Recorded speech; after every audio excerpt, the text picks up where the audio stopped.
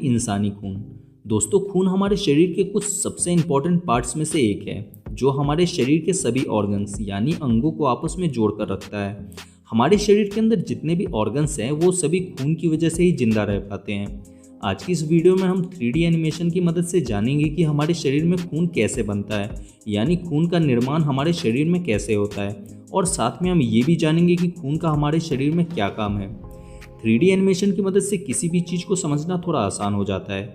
अगर आपको ये बात जानकर आश्चर्य होगा कि खून हमारे शरीर में हड्डियों में बनता है। ये जानने के लिए कि खून हमारे हड्डियों में कैसे बनता है, हमें पहले ये जानना होगा कि खून किन किन चीज़ों से मिलकर बना होता है, यानी खून में कौन कौन से पार्टिकल्स होते हैं। तो आइए पहले इसे जान लेते हैं। हमारा खून 4 चीज़ों से मिलकर बना है: plasma, red blood cells, white blood cells और प्लेटलेट्स। प्लाज्मा ब्लड का लिक्विड पार्ट होता है और बाकी के बचे ये 3 पार्ट ब्लड के सॉलिड पार्टिकल्स होते हैं। अगर हम अपने ब्लड के कुछ हिस्से को लें और उसमें से ब्लड के इन पार्टिकल्स को अलग करें तो उस ब्लड से हमें 55% plasma, 41% red blood cells, 3% white blood cells और 1% प्लेटलेट्स मिलता है। हमारे शरीर में ब्लड के इन सारे पार्टिकल्स का क्या काम है, पहले इसे जान लेते हैं। Plasma.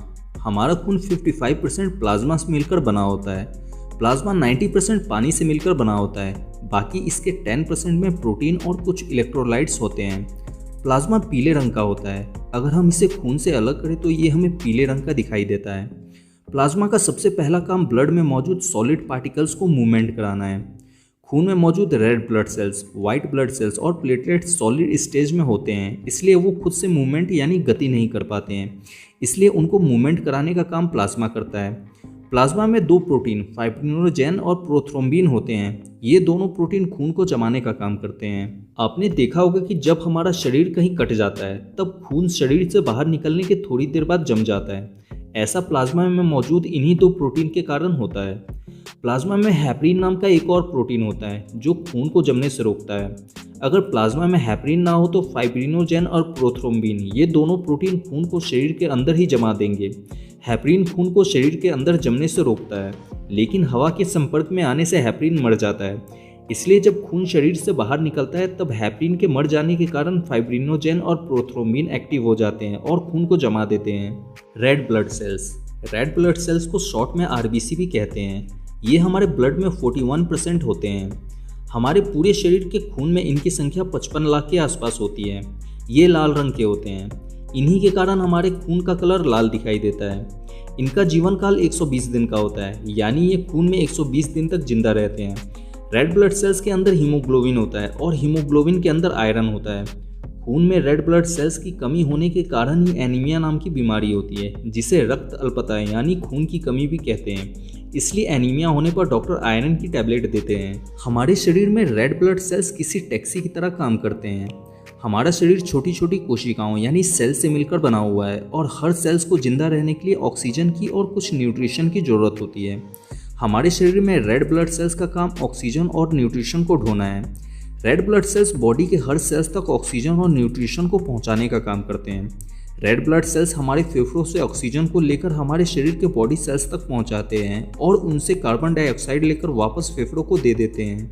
White blood cells. White blood cells को शॉर्ट में WBC भी कहते हैं। ये हमारे ब्लड में सिर्फ 3% ही होते हैं। इनका कलर सफ़ेद होता है और ये ब्लड के सबसे बड़े पार्टिकल्स होते हैं। इनकी संख्या पूरे ब्लड में 10,000 के आसपास होती है। वाइट ब्लड सेल्स का जीवन काल सिर्फ 4 दिन का होता है, यानी ये 4 दिन में ही मर जाते हैं। वाइट ब्लड सेल्स का काम हमारे शरीर में बीमारियों से लड़ना है। वाइट ब्लड सेल्स ही हमारे शरीर के इम्यून सिस्टम यानी रोग प्रतिरोधक प्रणाली होते हैं। वाइट ब्लड सेल्स हमारे शरीर में सिक्योरिटी गार्ड की तरह काम करते हैं। जब हमारे शरीर में बाहर से कोई बैक्टीरिया या वायरस घुसकर अटैक करते हैं तब वाइट ब्लड सेल्स उन्हें ढूंढकर मार देते हैं। इस तरह से वाइट ब्लड सेल्स हमारे शरीर को बीमारियों और रोगों से बचाते हैं। प्लेटलेट्स। प्लेटलेट्स खून में सिर्फ 1% ही होते हैं। इनकी संख्या हमारे शरीर के पूरे खून में 2 लाख के आसपास होती है और इनका जीवन काल सिर्फ 7 दिन का होता है। ये खून में सिर्फ 7 दिन तक ही जिंदा रहते हैं। प्लेटलेट्स का काम हमारे खून को शरीर से बाहर बहने से रोकना है।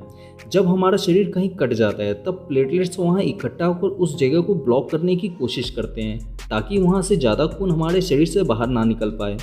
प्लेटलेट्स हमारे शरीर को ताकत देने का भी काम करते हैं क्योंकि इसमें कुछ हार्मोन्स और प्रोटीन होते हैं।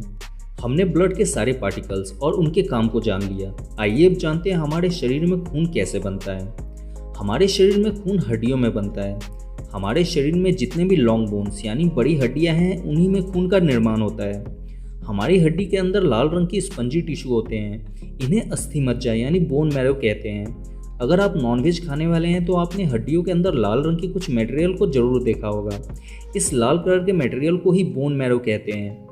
इन बोन मैरो में स्टेम सेल्स होते हैं। यही स्टेम सेल्स हमारे खून में मौजूद red blood cells, white blood cells और प्लेटलेट्स को बनाने का काम करते हैं। बोन मैरो हमारे शरीर में red blood cells, white blood cells और प्लेटलेट्स बनाने की फैक्ट्री होती है। हमारे शरीर की हड्डियां सिर्फ खून में मौजूद red blood cells, white blood cells और प्लेटलेट्स को ही बनाने का काम करती है। हमारे खून में मौजूद प्लाज्मा को बनाने का काम हमारा लीवर करता है। प्लाज्मा में मौजूद प्रोटीन फाइब्रिनोजेन, प्रोथ्रोम्बिन और हेपरिन को बनाने का काम हमारा लीवर ही करता है। उम्मीद है कि आप ये अच्छी तरह से जान चुके होंगे कि खून का निर्माण हमारे शरीर में कैसे होता है और खून का हमारे शरीर में क्या काम है।